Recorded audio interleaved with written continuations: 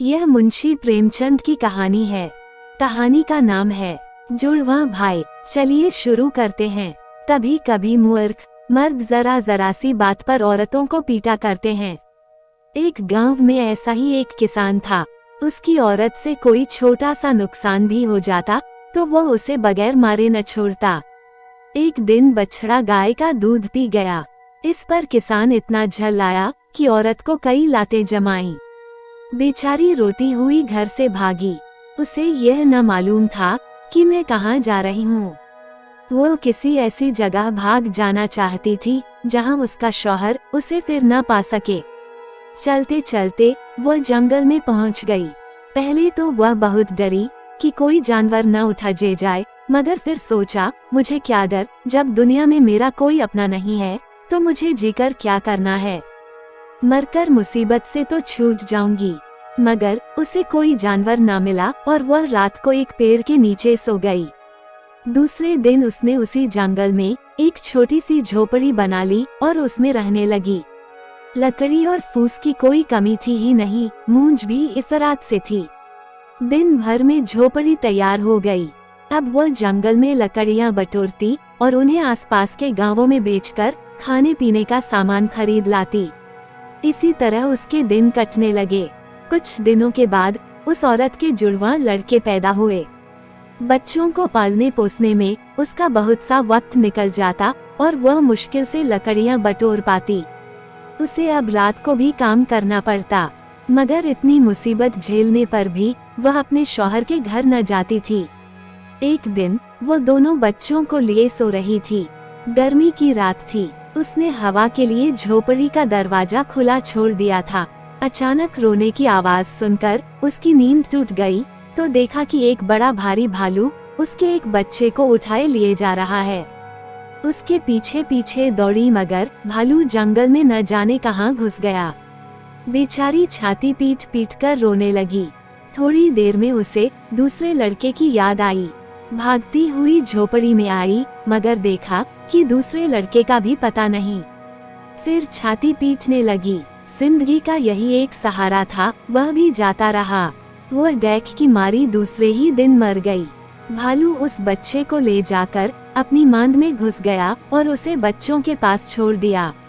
बच्चे को हंसते खेलते देखकर भालू के बच्चों को न मालूम कैसे उस पर तरस आ गया। पशु भी कभी कभी बालकों पर दया करते हैं। ये लड़का भालू के बच्चों के साथ रहने लगा। उन्हीं के साथ खेलता, उन्हीं के साथ खाता और उन्हीं के साथ रहता। धीरे धीरे वो उन्हीं की तरह चलने फिरने लगा। उसकी सारी आदतें जानवरों की सी हो गईं। वह सूरत से आदमी मगर आदतों से भालू था और उन्हीं की बोली बोलता भी था। अब दूसरे लड़के का हाल सुनो। जब उसकी माँ उसके भाई की खोज में चली गई थी तो झोपड़ी में एक नई बात हो गई।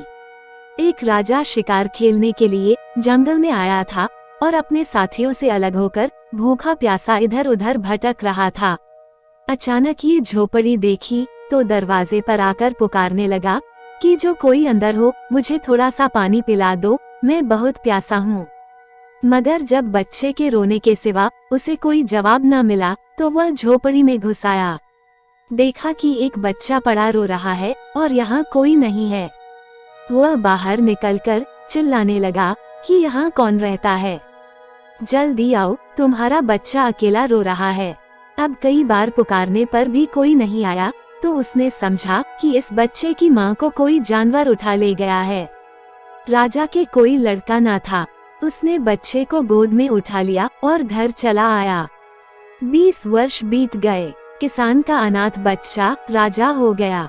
वह बड़ा विद्वान और चतुर निकला। बहादुर भी ऐसा था कि इतनी ही उम्र में उसने अपने बहुत से दुश्मनों को हरा दिया। एक दिन नए राजा साहब शिकार खेलने गए, मगर कुछ हाथ न लगा। निराश होकर घर की ओर लौटे आ रहे थे कि इतने में उन्होंने देखा कि एक अद्भुत जानवर एक बड़े हिरन को कंधे पर लादे भागा जा रहा है। उसकी शक्ल बिल्कुल आदमी की सी थी। सिर, दाढ़ी, मूंछ के बाल इतने बढ़ गए थे कि उसका मुंह करीब करीब बालों से ढक गया था।